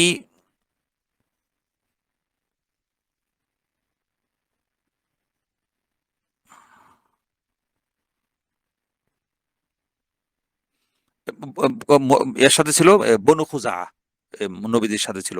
আর কোরাইশের সাথে ছিল বনু বকর। এই বনু বকর এটা হলো এখানে তাদের আলোচনা। বনু বকর হলো বনু কিনানের একটা শাখা। তো এই বনু বকরের সাথে শত্রুতা ছিল কার? বনু খোজার। এই শত্রুতার ভিত্তিতে, এই শত্রুতার কারণে যেদিকে বনু বকর যেত, বনু খোজা তার উল্টো দিকে যেত। বনু খোজা যেদিকে যেত, বনু বকর তার উল্টো দিকে যেত। এই শত্রুতার একটা প্রভাব কোথায় পড়েছে? ইসলামের বা মুসলমানদের উপর পড়েছে। কিভাবে? বনু খোজা যেহেতু বনু বকরের সাথে কোরাইশের সম্পর্ক ভালো, সেজন্য বনু খোজা কার কাছে যায়নি? কোরাইশের সাথে যায়নি, গিয়েছে কার সাথে? মুসলমানদের সাথে, নবীদের সাথে হুদায়বিয়ার সন্ধি সুযোগ দিয়েছে। তো এই দুই গোত্রের মধ্যে দুই গোত্র করা, বনু বকর এবং বনু খুজা, এই দুই গোত্রের মধ্যে যুদ্ধ বিগ্রহ লেগেই থাকতো। এবং হুদায়বিয়ার সন্ধিতে কি ছিল? এক গোত্র এই এক পক্ষ আরেক পক্ষের উপর আক্রমণ করবে না। তো বনু বকর কি করেছে? এই চুক্তি লঙ্ঘন করে, চুক্তি ছিল কেউ কারোর উপর আক্রমণ করবে না, বনু বকর চুক্তি লঙ্ঘন করে বনু খুজার উপর আক্রমণ করেছিল। কখন? হুদায়বিয়ার সন্ধির কিছুদিন পর, 1-2 বছর পর। এই সন্ধি যখন ভঙ্গ করেছে, চুক্তি ভঙ্গ করে আক্রমণ করার কারণে বনু খুজা কি করেছে? তাদের একজন প্রতিনিধি মদিনায় নবীজির কাছে পাঠিয়েছেন, ইয়া মুহাম্মদ, আমরা আপনার চুক্তির অন্তর্ভুক্ত, আমরা আপনার এই সহযোগী। আপনার চুক্তি ছিল সহযোগীর উপর আক্রমণ করলে আপনি আপনাকে আক্রমণ করলে আমরা এগিয়ে যাব, আমাদের উপর আক্রমণ করলে আপনি এগিয়ে আসবেন। এখন বনু বকর আমাদের উপর আক্রমণ করেছে, আপনি এর একটা প্রতিশোধ নেন, ব্যবস্থা গ্রহণ করেন। এই বনু বকরের চুক্তি ভঙ্গের প্রেক্ষিতে নবীজির মক্কা অভিযান চালানোর সিদ্ধান্ত নিয়েছেন। মক্কা বিজয়, মক্কা অভিযান, মক্কা যে বিজয় হয়েছে, এই মক্কা বিজয়ের সূত্রপাত কিন্তু, সূচনা কিন্তু, কারণ কিন্তু ওই বনু বকর কাকে আক্রমণ করেছে? বনু খুজা, যারা ছিল মুসলমানদের চুক্তির অন্তর্ভুক্ত, মুসলমানদের এ, সাথী, মুসলমানদের বন্ধু, মিত্র। এই মিত্র উপর আক্রমণের প্রতিশোধ নিতে, চুক্তির ওয়াদা রক্ষা করতে নবীজি মক্কা অভিযান পরিচালনার সিদ্ধান্ত নিয়েছেন। এবং তো মক্কা বিজয় কেন? আক্রমণ তো করেছে বনু বকর। তার বনু বকর আক্রমণ করলেও এই বনু বকরের এই আক্রমণের পিছনে কোরাইশের সমর্থন এবং প্রশ্রয় ছিল। কারণ কোরাইশের তো দায়িত্ব ছিল বনু বকর যখন বনু খোজার উপর আক্রমণ করে বনু বকরকে বাধা দেয়া, তাকে প্রতিহত করা, যে না তোমরা, ওরা তো ওদের সাথে আমার চুক্তি আছে, তুমি আক্রমণ করো না। কিন্তু কোরাইশ এটা করেনি। তার মানে কোরাইশও এই এই মৌন সমর্থন, পরোক্ষ বা প্রত্যক্ষ সমর্থন ছিল বনু বকরের এই যুদ্ধের সিদ্ধান্ত, বনু খোজার উপর আক্রমণের সিদ্ধান্তের পিছনে। এই জন্য নবীজি মানে সাপের মাথাটাকে ভাঙার জন্য বনু বকরকে বিরুদ্ধে যুদ্ধ না করে সরাসরি কোরাইশের বিরুদ্ধে তিনি যুদ্ধ করার সিদ্ধান্ত নিয়েছিলেন। এই প্রেক্ষিতে মক্কা বিজয় হয়েছিল। এটা ছিল বনু বকর। আরেকটা ছিল বনু গিফার। তো বনু গিফার ছিল বনু বকরের একটা শাখা। এটা কেন আলোচিত? আবু যর গিফারি রাদিয়াল্লাহু তাআলা আছে না? আবু যর গিফারি ছিলেন এই গিফার গোত্রের। এই গিফার গোত্র কার, কোন কোন গোত্রের অংশ? বনু বকরের অংশ। যে বনু বকরটা কোরাইশের বন্ধু ছিল, মুসলমানদের শত্রু ছিল। এই শত্রু গোত্র থেকে আবু যর গিফারি রাদিয়াল্লাহু তাআলা ইসলাম গ্রহণ করেছিলেন। এরপর আসবো বনু সাদ। বনু সাদ হলো, মুদ্রিকা আছে না, আমরা নবীজির উর্ধ্ব পুরুষ মুদ্রিকার একটা ছেলে নাম খুজাইমা। এই খুজাইমার একটা সন্তান নাম ছিল সাদ। এই সাদ, এই বনু সাদ বিখ্যাত। এই পরবর্তী যে একটা ভণ্ড নবী, নবুয়তের দাবিদার ছিল না, তুলাইহা আল আসাদি। এই তুলাইহা আসাদ এই আসাদ গোত্রের লোক ছিল। এই ভণ্ড নবুয়তের দাবিদার এই ভণ্ড লোকটা এই যে ছিল খুজাইমার বংশধর, আসাদ, আসাদ গোত্রের। এই গোত্র বনু আসাদ, এটা তাদের বীরত্বের জন্য, যুদ্ধ বিগ্রহের জন্য তারা অনেক বেশি অভিজ্ঞ যোদ্ধা হিসেবে তারা পরিচিত ছিল। এবং কারবালার ঘটনা আছে না, হোসেন রাদিয়াল্লাহু তাআলা শহীদ করার ঘটনা, এই কারবালার যুদ্ধের সময় এই আসাদ গোত্রের কয়েকজন সর্দার, কয়েকজন নেতা হোসেন রাদিয়াল্লাহু তাআলার সাথে ছিলেন। বীরত্বের সাথে হোসেনের পক্ষে শেষ পর্যন্ত আমৃত্যু তারা লড়ে শহীদ হয়েছিলেন। তো বনু আসাদ এই জন্য বিখ্যাত। এই জন্য শিয়ারা কি করে, বনু আসাদকে খুব গুরুত্ব দেয়। তারা বনু আসাদকে অনেক প্রিয় মনে করে, যেহেতু শেষ হোসাইন রাদিয়াল্লাহু তাআলার সাথে বনু আসাদের কয়েকজন সর্দার কবিলার এই গোত্রের নেতারা এই ইয়াতে ছিল, কারবালার ময়দানে শেষ পর্যন্ত ছিল, তারা শহীদ হয়েছেন। এই জন্য শিয়ারা এই বনু আসাদকে খুব পছন্দ করে। তো বনু আসাদ তারা কি করেছে, তার তারা একটা কাজ করেছিল। তাদের নেতা ছিল তুলাইহা, এই যে নবুয়ত দাবি করেছে, যে পরবর্তীতে নবীজির ইন্তেকালের পর সে তার তোলাইহার নেতৃত্বে মদিনা নবীজির কাছে এসেছিল ইসলাম গ্রহণের জন্য। তো ইসলাম গ্রহণ করে তারা কি করেছে, তারা ইসলাম গ্রহণ করার পর মনে মনে ভেবেছিল যে আমরা মোহাম্মদের প্রতি অনুগ্রহ করেছি ইসলাম গ্রহণ করে। মানে ইসলাম গ্রহণ করে তারা ধন্য হয়েছে এমন না, তারা এমন ভাব প্রকাশ করেছিল ইসলাম গ্রহণ করে মোহাম্মদকে তারা ধন্য করেছে। নাউজুবিল্লাহ। এই তাদের এই মানসিকতা, এই অ্যাটিচিউড কে সমালোচনা করে আল্লাহ তাআলা নাজিল করেছেন সূরা হুজুরাতের 17 নম্বর আয়াত, ইয়ামুন্নুনা আলাইকা আন আসলামু। হে নবীজি, তারা আপনাকে খোঁটা দেয়। কি খোঁটা দেয়? যে তারা ইসলাম গ্রহণ করেছে, এটা নিয়ে তারা খোঁটা দেয়। আপনি বলুন, কুল লা তামুন্নু আলাইয়া ইসলামাকুম, তোমরা ইসলাম গ্রহণ নিয়ে আমাকে খোঁটা দিও না, বরং তোমরা যে ইসলাম গ্রহণ করেছো, বালিল্লাহু ইয়ামুন্নু আলাইকুম আন হাদাকুম লিল ঈমান, বরং আল্লাহ তাআলা অনুগ্রহ করে দয়া করে তোমাদেরকে ঈমানের প্রতি হেদায়েত দান করেছেন। তো তোমরা তোমাদের দৃষ্টিভঙ্গি অ্যাটিচিউড ঠিক করো, শুদ্ধ করো। তো এই তারা ইসলাম গ্রহণ করতে এসেও গন্ডগোল পাকিয়েছিল, যে তাদের নেতা তোলাইহা এই আসলে এই প্রভাবে তারা ইসলামটা আন্তরিকভাবে গ্রহণ করেনি, যার প্রভাবে তোলাইহা পরবর্তী নবুয়তের ভণ্ড দাবিদার ছিল। এবং খালিদ বিন ওয়ালিদ রাদিয়াল্লাহু তাআলা আনহু তাকে দৌড়াতে এই তোলেহাকে পিটিয়ে দৌড়াতে শামে নিয়ে ফেলেছিল। তোলেহা শামে ভেগে গিয়েছিল। শামে ভেগে যাওয়ার পর পরবর্তী ইসলাম গ্রহণ করেছে। আমরা একদিন এই তোলেহা নিয়ে চমৎকার একটা অনেক সুন্দর চমৎকার ঘটনা আছে, আমরা আগামীকাল বা পরশু এই তোলেহার এই ঘটনাটা আমরা ইনশাল্লাহ তুলে ধরবো, ইনশাল্লাহ গল্পের মতো করে। এই ছিল বনু আসাদ। এরপর আমরা আসলো বনু লুআই, লাম্পেশ লু, ওয়াও, ওয়ার উপর হামজা, আর ইয়া লুআই। নবীজির নবম পূর্বপুরুষ ছিলেন কে? গালিব। এই তো এই গালিবের বংশধর থেকে একটা গোত্র বেরিয়েছে কে? লুআই। কোরাইশের একজন বিখ্যাত নেতা আছে সুহাইল বিন আমর এই লুআই বংশের একজন সন্তান। সুহাইল বিন আমর কে? সুহাইল বিন আমর তার একটা বিখ্যাত ভূমিকা আছে। তিনি নবী মক্কা বিজয়ের পর ইসলাম গ্রহণ করেছিলেন, কিন্তু হুদায়বিয়া সন্ধির সময় তিনি তখনও কাফেরদের কোরাইশদের পক্ষে ছিলেন। তো কয়েকজন প্রথম আলোচনার জন্য একজন কোরাইশরা একজনকে পাঠিয়েছে। সর্বশেষ যাকে পাঠিয়েছে, মানে যাকে পাঠিয়েছে আলোচনা ভেস্তে গেছে এক দুইজন পাঠানোর পর। এরপর তৃতীয় বা চতুর্থ ধাপে কোরাইশ নেতারা পাঠিয়েছে কাকে? এই সুহাইল বিন আমরকে। তো হুদায়বিয়া সন্ধির সময় সোহাইল বিন আমর যখন নবীজির তাঁবুর কাছে এসেছিলেন, নবী যখন সোহাইল বিন আমরকে আসতে দেখেছেন, তখন নবীজি খুশি হয়েছেন, এখন বিষয়টা সহজ হবে। কারণ সোহাইল মানে হলো সহজ। তার নাম থেকে নবীজি বলেছেন এবার মনে একটা চুক্তি বা একটা সমঝোতা আসতে পারবো আমরা। সোহাইলকে দেখে এটা বলেছেন। এমনি সোহাইল তিনি মানুষটাও খুবই মানে বিচক্ষণ এবং নেগোসিয়েটর হিসাবে খুবই দক্ষ ছিলেন। এবং তার ভিতরে ওই কাফের মুশরিক ছিলেন তখনও, কিন্তু ওই মুশরিক সুলভ গোঁড়ামিটা অন্যদের মতো ছিল না। তিনি তাকে তাকে কনভিন্স করা যেত, তার ভিতরে একটা যুক্তিবোধ কাজ করতো। সোহেল বিন আমরের ছেলে শুরুতে ইসলাম গ্রহণ করেছিলেন। যাক, এটা আমরা হুদায়বিয়া সন্ধির আলোচনা আসবে। তো তিনি সোহেল বিন আমর মক্কা বিজয়ের সময় ইসলাম গ্রহণ করেছিলেন। এ ছিল বনু লুআই গোত্র। এরপর হলো বনু আদি হলো নবীজির অষ্টম পুরুষ ছিলেন কে? কাব বিন মুররাহ। এই কাবের বংশধরদের মধ্যে প্রসিদ্ধ ছিল বনু আদি বংশটা কাবের শাখার। কাব যে কাব বিন মুররা ছিলেন নবীজির ঊর্ধ্বতন অষ্টম পুরুষ। সেই অষ্টম পুরুষ থেকে যে বিভিন্ন শাখা বেড়েছে বংশের, সে শাখার মধ্যে বনু আদিটা প্রসিদ্ধ ছিল। এই বনু আদি তো কোরাইশ ছিল। এই বনু আদির দায়িত্ব ছিল কোরাইশের পক্ষ থেকে তারা দূতের কাজ করত। বিভিন্ন গোত্রে বিভিন্ন জায়গায় যে কোরাইশের পক্ষ থেকে দূত পাঠানো হলে এই বনু আদি থেকে কাউকে পাঠানো হতো। তারা কোরাইশের দূত বিষয়ক রাষ্ট্রদূতের দায়িত্ব পালন করত। এই বংশের কিন্তু একজন বিখ্যাত লোক আছেন, কে? ওমর বিন খাত্তাব রাদিয়াল্লাহু আনহু।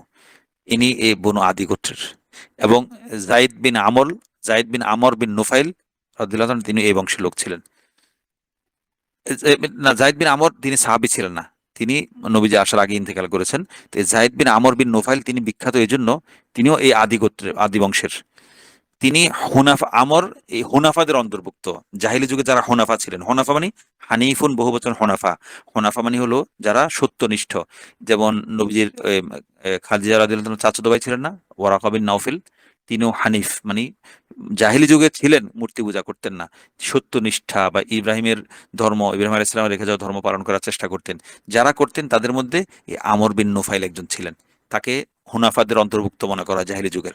হুনাফা মানে যারা সত্যনিষ্ঠ, জাহিলি যুগে যারা মূর্তি পূজা করতো না এবং মূর্তির সামনে বলি দেয়া পশু গোশত খেত না, এবং কন্যা সন্তানকে জীবন্ত কবর দিতে তারা নিষেধ করতেন, এই কাজে নিরুৎসাহিত করতেন, এবং নিজেদেরকে ইব্রাহিম ইসলাম ধর্মের অনুসারী বলে দাবি করতেন।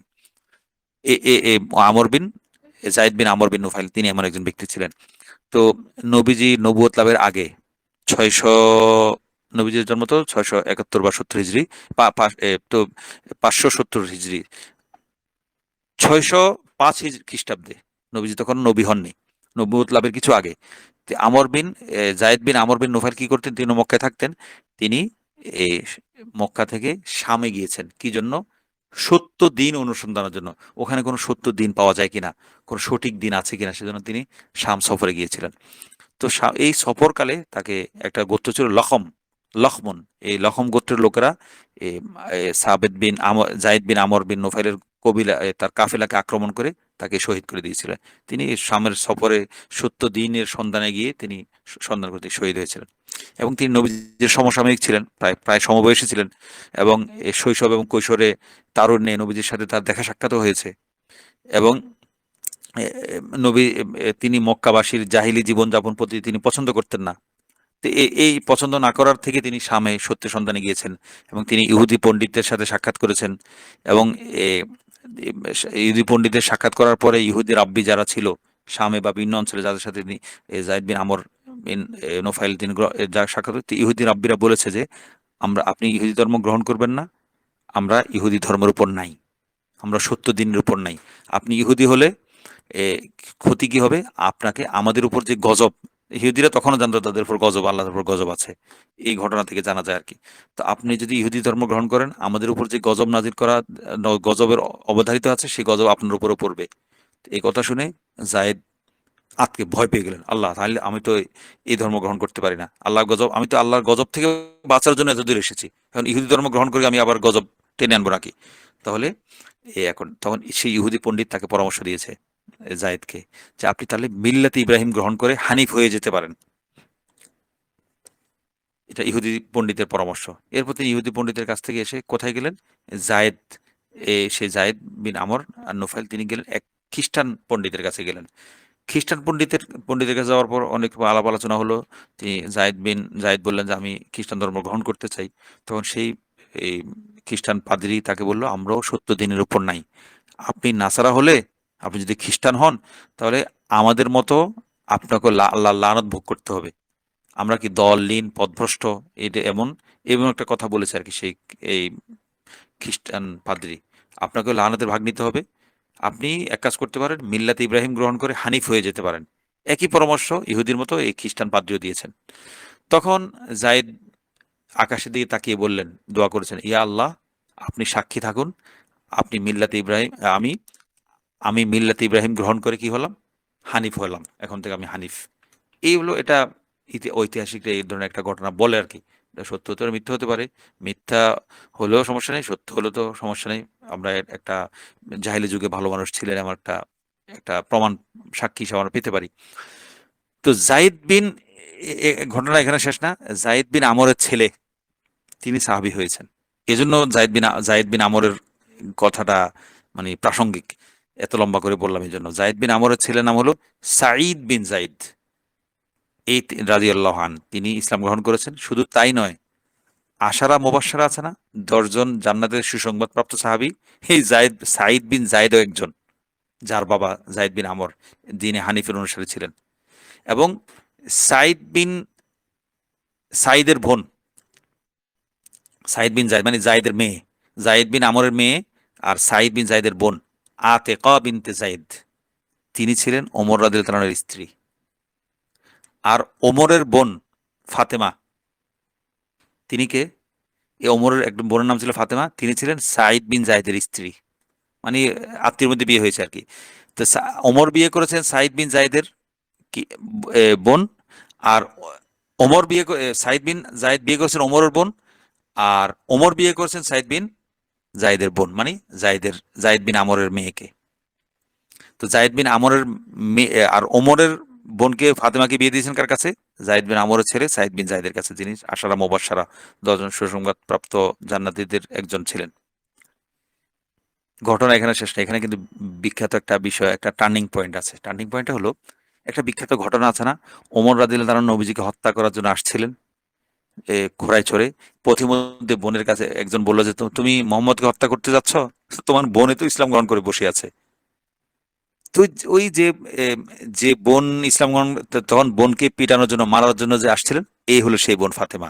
এই বোনের স্বামী হলো সেই সাইদ বিন জায়েদ। তো এবং এই বোনের এবং ভগ্নিপতির ভগ্নিপতির কাছে কি শুনেছেন? তহা মা আনসালনা আলাইকাল কোরআন লিতাশকা, সূরা তহার প্রথম যে আয়াতগুলো, এই ভাই বোন, তার বোন এবং ভগ্নিপতির কাছে শুনে তিনি ইসলামের প্রতি অনুরক্ত হয়ে পড়েছিলেন। এই এই ছিল ঘটনা। এই জন্য আমরা একটা লম্বা করে জায়েদ বিন আমরের কথা বললাম। বাবা যেমন ভালো ছিলেন, তার ছেলেও, তার মেয়েও ভালো। তার মেয়ের এবং তার ওমরের বোন এবং জায়েদ বিন আমরের ছেলে সাইদের প্রভাবে ওমরের মতো মানুষ ইসলাম গ্রহণ করেছেন। তো এই আতেকা বিনতে জায়েদ, যিনি কে? আতেকা বিনতে জায়েদ হলেন ওমর রাদিয়াল্লাহু তাআলার স্ত্রী। তিনি অত্যন্ত বিদুষী, অত্যন্ত সৎ, অত্যন্ত পরহেজগার দিনদার নারী ছিলেন। বাবা ভালো, মেয়ে তো ভালো হবেই। এই আতেকা বিনতে জায়েদ প্রথমে ওমরের স্ত্রী ছিলেন। ওমরের ইন্তেকালের পর তাকে বিয়ে করেছেন আব্দুল্লাহ ইবনে আবু বকর, আবু বকরের ছেলে তাকে বিয়ে করেছেন। এবং তাইফ অভিযানের সময় আব্দুল্লাহ বিন আবু বকর শহীদ হয়েছেন। ও না, ভুল বলেছি। এই আতেকা বিনতে জায়েদ প্রথমে স্ত্রী ছিলেন কার? আব্দুল্লাহ বিন আবু বকর, আবু বকরের ছেলে আব্দুল্লাহর স্ত্রী ছিলেন। এই আব্দুল্লাহ নবীজি যখন কি করলেন, ওই মক্কা বিজয়ের পর তাইফ অভিযান চালিয়েছিলেন না, অভিযান চালানো কালে সে জেহাদে আব্দুল্লাহ বিন আবু বকর শহীদ হয়েছেন। তো শহীদ হওয়ার পর তার স্ত্রী আতেকা বিনতে জায়েদ বিধবা হয়েছেন। তো বিধবা হওয়ার পর ওমর রাদিয়াল্লাহু তাআলা তখন আতেকাকে বিয়ে করেছেন। এবং ওমর কি করলেন? এই ওমর শাহাদাত বরণ করলেন। ওমর শাহাদাত বরণ করার পরে এই এই আতেকা বিনতে জায়েদকে বিয়ে করেছেন কে? জুবাইর ইবনুল আওয়াম। জুবাইর ইবনে আওয়াম রাদিয়াল্লাহু তাআলা বিয়ে করেছেন। তো আতিকাকে বিয়ে করার পর এই জুবাইর ইবনে আওয়ামও শহীদ হয়েছেন। এরপর এই এই এই আতিকা বিনতে জায়েদ এই জন্য বিখ্যাত। তাকে জুবাইর ইবনে আওয়াম শহীদ হওয়ার পর তাকে বিয়ের প্রস্তাব দিয়েছেন কে? আতিকা বিনতে জায়েদকে আলী রাদিয়াল্লাহু তাআলা প্রস্তাব দিয়েছেন। তখন মজার ঘটনা, এই আতিকা বিনতে জায়েদ তখন আলী রাদিয়াল্লাহু খলিফা খলিফা হয়েছেন কিনা ঠিক বলতে পারছি না। তো আলী রাদিয়াল্লাহু প্রস্তাব দেওয়ার পরে আতেকা বিনতে জায়েদ প্রস্তাবটা অত্যন্ত সম্মানের সাথে, বিনয়ের সাথে তিনি ফিরিয়ে দিয়েছেন। ফিরিয়ে দিয়ে এই কথা বলেছিলেন যে, আমাকে যে বিয়ে করে সে শহীদ হয়। আমাকে আব্দুল্লাহ বিন আবু বকর বিয়ে করেছে, শহীদ হয়েছে। ওমর বিয়ে করেছে, শহীদ হয়েছে। জুবাইর ইবনে আওয়াম বিয়ে করেছে, শহীদ হয়েছে। মানে আমাকে যে বিয়ে করে সে শহীদ হয়। মানে যার শহীদ হওয়ার তামান্না থাকে সে আমাকে যেন বিয়ে করে। বিষয়টা এমন হয়ে গেছে। তো আমি চাই না, আমি আর কাউকে শহীদ করতে চাই না। মানে আতিকা বিনতে জায়েদ আলী রাদিয়াল্লাহু তাআলার প্রস্তাব ফিরিয়ে দিয়ে এই কথা বলেছেন যে, আমি আর কাউকে শহীদ করতে চাই না। তো মদিনায় এমন একটা কথা, এমন একটা ঘটনা ছড়িয়ে গেছে, মানে চাউর হয়ে গেছিল যে, যার শহীদ হওয়ার ইচ্ছা আছে সেজন্য আতিকাকে বিয়ে করে। তো তো যতদূর মনে হয় আমার ব্যক্তিগত যে, মনে হয় শুধু আতিকাকে বিয়ে নয়, বিয়ের প্রস্তাব দিলেও শহীদের কাতারে সামিল হওয়ার সুযোগ ছিল। আলী রাদিয়াল্লাহু তাআলা তো শহীদ হয়েছিলেন, যে মনে হয় আতিকাকে প্রস্তাব দেওয়ার কারণে। আল্লাহ আলম বিসওয়াব, এটা আমরা এমনি অনুমান আর কি, আমাদের কল্পনা। শহীদ হওয়া না হওয়াটা আল্লাহর কাছে। এই জন্য এই কথাটা বললাম। এটা অনেক চমৎকার একটা ঘটনা ইসলামের ইতিহাসের। আতিকা বিনতে জায়েদ, তার বাবা জায়েদ বিন আমর এবং সাইদ বিন জায়েদ, এই পুরো এই পরিবারটা আসলে অসাধারণ একটা পরিবার। যাক, আমরা এই পর্বে আমরা কোন বংশ নিয়ে আলোচনা করছিলাম? বনু আদি। এটা সবাই বনু আদি বংশের, ওমর রাদিয়াল্লাহু আনহু বংশের কথাবার্তা চললো। এখন আমরা আরেক গোত্রে যাব, বনু তাইম। নবীজির সপ্তম পূর্বপুরুষের নাম হলো মুররাহ। অষ্টম পূর্বপুরুষ ছিল কি? কাব বিন মুররা। আর নবীজির সপ্তম পূর্বপুরুষের নাম মুররাহ, কাবের ছেলে।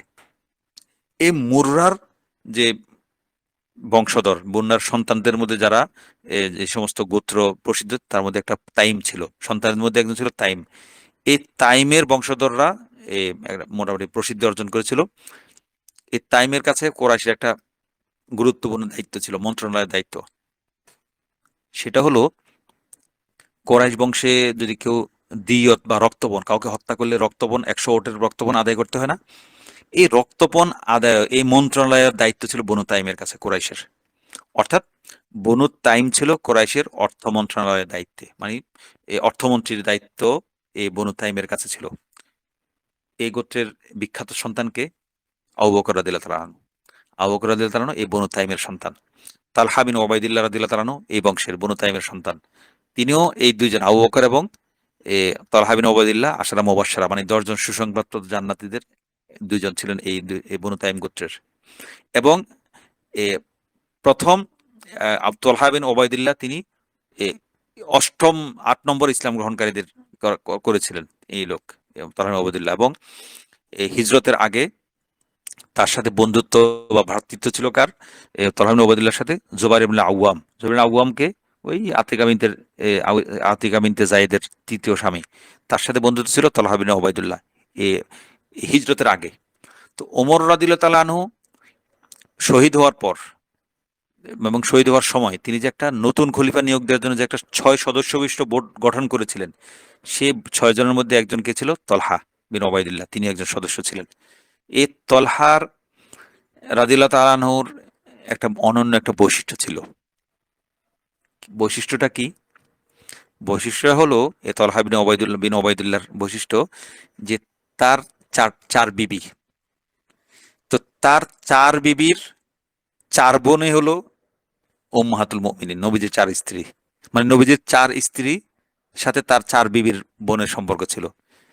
যেমন উম্মে কুলসুম বিনতে উম্মে কুলসুম বিনতে আবু বকর, এ, তার স্ত্রী ছিল উম্মে কুলসুম। এবং তার সাথে এ, তার বোন ছিল কে? উম্মে কুলসুম ছিলেন আবু বকরের সন্তান, আবু বকরের মেয়ে। তার বিয়ে, এটা ছিল তলহার স্ত্রী। আবু বকরের আরেক স্ত্রী, আরেক মেয়েকে আয়েশা রাদিয়াল্লাহু তাআলা আনহা, তিনি নবীজির স্ত্রী। এই হিসাবে আহ, নবীজি আর তলহাকে ভাইরা। এই ছিল একটা দিক। আরেকটা, তলহা বিন ওবাইদুল্লাহ আরেক স্ত্রীর নাম ছিল হামনা বিনতে জাহাস। হামনা বিনতে জাহাসের বোন, হামনার কার স্ত্রী? তলহার স্ত্রী। হামনার বোনের নাম কি? জয়নাব বিনতে জাহাস। এই জয়নাব বিনতে জাহাস কার স্ত্রী? নবীজির স্ত্রী। এই দিক দিয়ে নবীজি আর তলহা ডাবল ভাইরা, আরেক দিকে ভাইরা। এই হামনাকে চিনিত? হামনা হলেন, তিনি একটা একটা বিব্রতকর ঘটনার সাক্ষী। এই ওই আছে না, ইফকের ঘটনা, আম্মাজান আয়েশাকে ঘিরে, সফওয়ান বিন মুআত্তালকে ঘিরে যে একটা দুর্নাম রটনা হয়েছিল, যে আয়েশা এবং সফওয়ানকে ঘিরে মক্কার মদিনার মুনাফিকরা, ইহুদিরা এই কুৎসা রটনা, আম্মাজান আয়েশার বিরুদ্ধে যে কুৎসা রটনা হয়েছিল, গুজব রটনা হয়েছিল, গুজব রটনার মধ্যে কিছু সরল পান মুসলিম নারী পুরুষও শরিক ছিলেন। তার মধ্যে হলো একজন এই হামনা, নবীজির শালি বলি বা যেভাবে যায় বলি একজন। আরেকজন হলো মিস্তাহ বিন আসাসা, আবু বকরের খালাতো ভাই। আরেকজন ছিলেন হাসান বিন সাবিত, বিখ্যাত কবি। এই 3 জনকে কিন্তু শাস্তি দেওয়া হয়েছিল, দোররা মারা হয়েছিল, শাস্তি পেয়েছিলেন। এই হামনা তলহার স্ত্রী ছিলেন। এটা ছিল দ্বিতীয়। 3 নম্বর, ফারিয়া বিনতে আবি সুফিয়ান। এই ফারিয়া হলেন তলহার আরেক স্ত্রী। এই ফারিয়া হলেন আবু সুফিয়ানের মেয়ে। আবু সুফিয়ানের আরেক মেয়ে রমলা রাদিয়াল্লাহু আনহা, মানে যাকে আমরা উম্মে হাবিবা নামে চিনি, তিনি নবীজির স্ত্রী। এই দিক দিয়েও তলহা বিন ওবাইদুল্লাহ নবীজির ভাইরা। আরেকজন হলো রোকাইয়া বিনতে আবি উমাইয়া। রোকাইয়া রোকাইয়া হলেন ইয়ার স্ত্রী, তলহার স্ত্রী। রোকাইয়ার বোন উম্মে সালমা, যাকে আমরা হিন্দ নামে চিনি। হিন্দ তার আসল নাম, উম্মে সালমা নবীজির স্ত্রী, উম্মুল মুমিনিন রাদিয়াল্লাহু আনহা। এই দিক দিয়েও তলহা ছিলেন নবীজির ভাইরা। এছাড়া ওতবা বিন রবিয়া, এই যে একটা বিখ্যাত যে কাফের মুশরিক নেতা, তার মেয়ে উম্মে আবান, উতবা বিন রবিয়ার মেয়ে উম্মে আবানও তলহা রাদিয়াল্লাহু আনহুর স্ত্রী ছিলেন। আর উম্মে আবানের বোনের নাম হলো হিন্দ বিন উতবা। এই হিন্দ বিন উতবা, এই হিন্দ ছিল কে?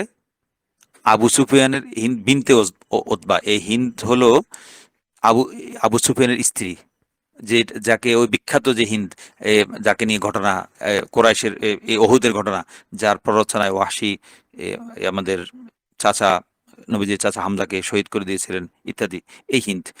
এই উম্মে আবানের বোন হলো হিন্দ বিনতে উতবা। উতবার আরেক মেয়ে, এক মেয়েকে বিয়ে করেছেন তলহা, আরেক মেয়েকে বিয়ে করেছে কে? আবু সুফিয়ান। এই হিন্দ হলো কে? আবু সুফিয়ানের স্ত্রী এবং মুআবিয়া রাদিয়াল্লাহু তাআলার মা এবং এজিদের দাদি। তো উম্মে আবান কার স্ত্রী ছিল? তলহার স্ত্রী ছিল, আবু সুফিয়ানের স্ত্রী হিন্দের বোন যে। তো এই উম্মে আবান আগে আবান বিন সাঈদ বিন আস, তিনি সাহাবী, তার স্ত্রী ছিলেন।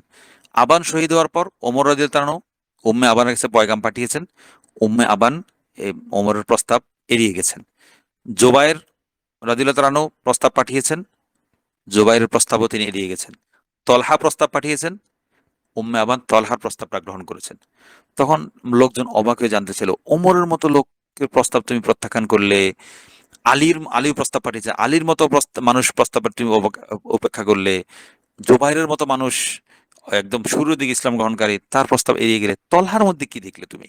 তলহার প্রস্তাব কেন গ্রহণ করলে? তখন উম্মে আবার উত্তর দিয়েছিলেন, আমি তলহার আখলাক সম্পর্কে এ অবগত, আমি ভালোভাবে জানি, শুনেছি।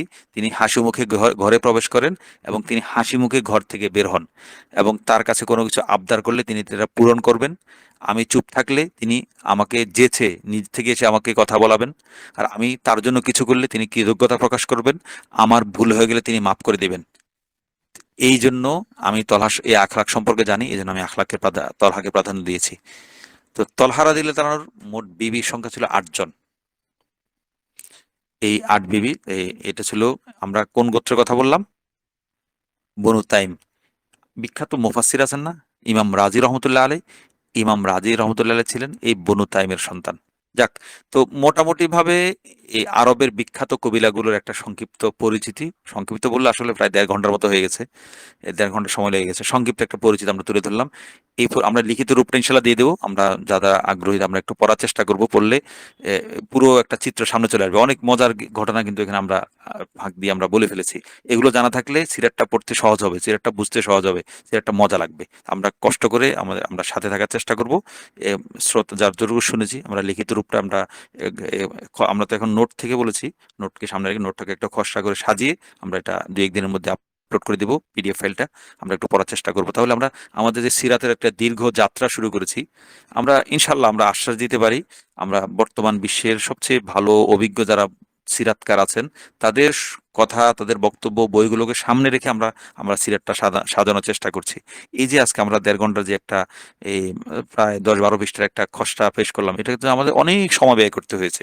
আমরা তো 1 ঘন্টা 1.5 ঘন্টা বলে দিলাম, দিনের পর দিন আমরা এটা বিভিন্ন জায়গায় খুঁজে আমরা জোড়া তালি দিয়ে এটা দাঁড় করানোর চেষ্টা করেছি।